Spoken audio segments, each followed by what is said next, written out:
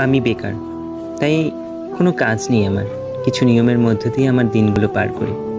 বছরের প্রত্যেকটা দিন আমার সমান, নেই কোনো জীবনে নতুনত্ব। একদিন পড়ন্ত বিকেলে নদীর পাড়ে বসে বসে হাবল তাবল চিন্তা মস্তিষ্ককে শীতল করছিল।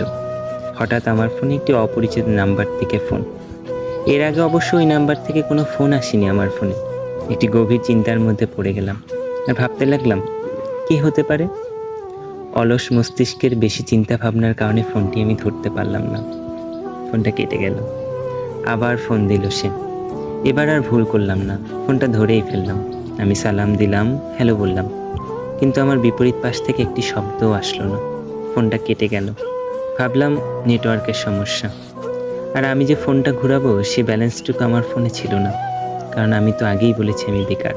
আর বেকার মানুষের আবার ফোনে টাকা না যেন বিলাসিতা।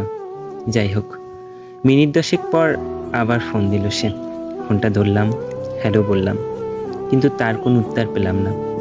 এবার অবশ্য সে ফোনটি কাটেনি, কিন্তু কথাও বলে না। আমিও কথা বন্ধ করে চুপ করে থাকলাম। ও পাশ থেকে শুধু নিঃশ্বাসের শব্দটি ভেসে আসছে।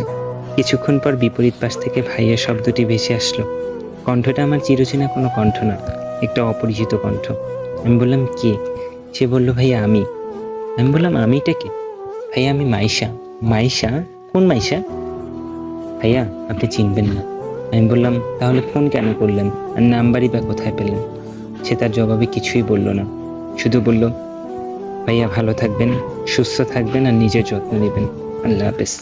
ফোনটা কেটে গেল। আর ফোন আসেনি আমার ফোনে। অনেক চেষ্টা করার পরও তার সাথে যোগাযোগ করতে পারিনি।